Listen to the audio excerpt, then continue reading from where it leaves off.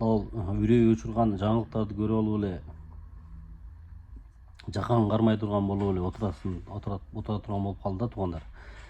Биздин кыз келиндер, кыздарыбыз, эжелерибиз, карындаштарыбыз деги эле жалпы аял заты мындай көчөгө дагы чыга албай калат окшойт бул кечиштечи. Негизи эле аял кишилер эмес, эркек кишилерге деле мындай кооптуулуп атат. Түнү үйүңө жатканда келип өлтүрүп кетип атат да, мындай психикалык жактан ооругандар көчөдө жүрөт, маньяктар көчөдө жүрөт. Ошолор менен чогуу эле жашап жүрүптүрбүз да биз. Зөөкүрлөр, педофилдер көчөдө жүрөт. Мынау жаш балдарды кыйнап, зордуктап, өлтүрүп, ушундай мыкачылык кылгандарга өлүм жазасын кайтарганга кошулат элем да. Мен кече президент Садыр Жапаров дагы айтты, өлүм жазасын кайтарбасак токтобойт окшойт депчи. Сиздер кандай ойлойсуздар билбейм, мен ошого нерселерди көргөндө ошого өлүм жазасын буга чейин өзүмчө бир мындай окуялар бар элек, башка нерселер, башка кылмыштар боюнча өлүм жазасын деп көтөрүлгөндө каршы чыгып жүргөн элем. Себеби бизде адилеттүү сот жок. Көп адам мындай подстава болуп калышы мүмкүн депчи. Анан мындай окуяларды көрүп, именно ошол зөөкүрлөргө, айыпсыз адамдарды жөндөн жөн өлтүрүп, мындай мыкачылык кылган, психикалык жактан жабыркагандарга, маньяктарга өлүм жазасын киргизүүгө азыр мен колдойм. Азыр мен ошого эки колум эмес, керек болсо буттарым кошулуп колдогонго даярмын да. Көрдүңүздөр, кече 17 жаштагы Ысык көлдөгү баягы кичинекей бир кызыбызды көчөдөн Honda Stream 7 орундук машинасы менен салып алып, аны зордуктап, анан мыкачылык менен думчуктуруп өлтүрүп, мына азыр признавать этип айтып атат да. Ошол арабызда жүргөн экен. Бул жөн эле ошол күнү буга чейин кылып жүргөн экен. Азыр башка кылмыштары дагы. Бул 7 кызды зордуктаган экен. Достор, мына караңыздар, мына зөөкүрдүн кантип жер астында жүрдү, кантип балдардын алдында, үй бүлөсүнүн алдында жүрдү ошол адамчы. 7 кызды зордуктап, анын 4-өсүн өлтүрүптүр да. Мындан кайсы жылы баягы Камила Дүйшебаева деген кызыбыз дагы мындан көп жыл мурун баягы кызы чогулган, эсиңиздерде 2014 жылы, ушу 10-11 жыл мурда да, ошол кызды дагы ушул өлтүргөн экен. Бул өзү зөөкүр таксист экен. Таксист болуп жүрүп, ошентип баягы алсыз, күчү жок аялдар машинасынан чыкканда ошентип ээн талаага алып барып зордуктап, муунтип өлтүрүп, ушинтип жүргөн экен. Буга чейин элечи. Азыр бардыгын мойнуна алып атат. Признавать этип атат. Апасына дагы СИЗОдо жалдырып, апасына дагы айтып атат, мен кылгам, мойнума алгам.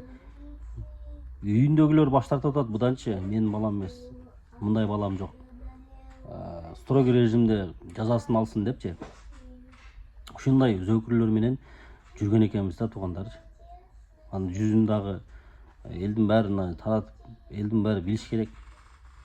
Анан мындай катуу жазаны киргизбесек, бул кечиште болбойт. Караңыздар, мына ошол 11 жылдан бери ошончо иштерди жасап жүрүп, бунун дагы балким дагы башка иштери дагы алдыда чыгар да. Ошон үчүн билбейм эми кандай жашоо болуп калат. Эми бул биздин аял кишилер, кыздарыбыз, балдарыбыз эми мындай машинага, таксиге чыга албай калат окшойт бул кечте. Көчөгө чыга албай калабы? Коопсуздук камераларын көбөйтүп, мыйзамды өтө катуу кылбаса, мындай психикалык жактан жабыркагандар, эми кече Ак Ордодогу түн жарымда жөндөн жөн кирип барып, жанагы 2 кишини бычактап өлтүргөн жаш баланы.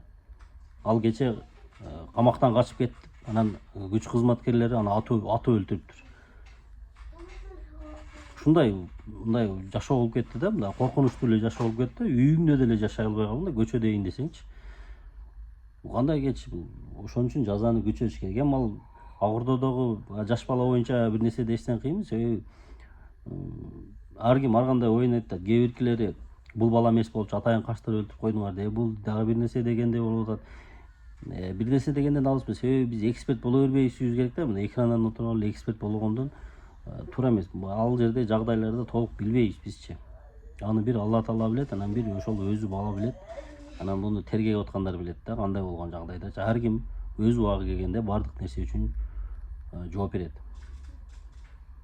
Ал боюнча комментарий бере албайм мен. Ошол бала эле, анан ал бала эмес эле депчи күмөн санагандарга деле бир нерсе комментарий бере албайм. Ар ким өзүнүн оюн айтканга укуктуу.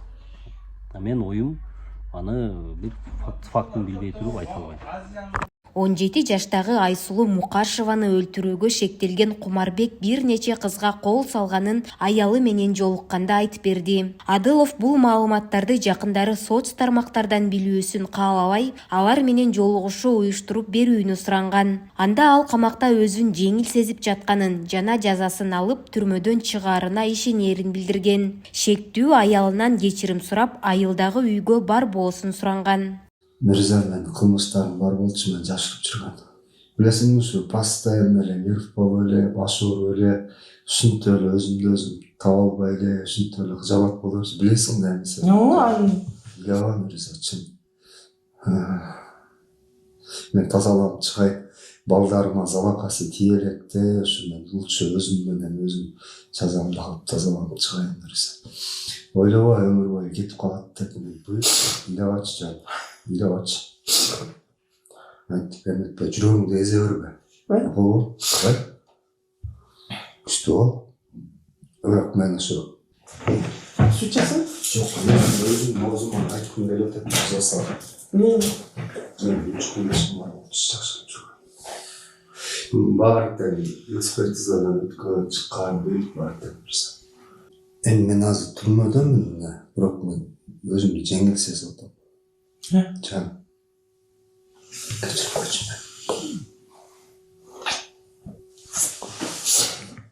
Айылды салмактоо менен сүйлөшүп, баасын чыгарып сатып, бир тыйын коротпой берсин силерге.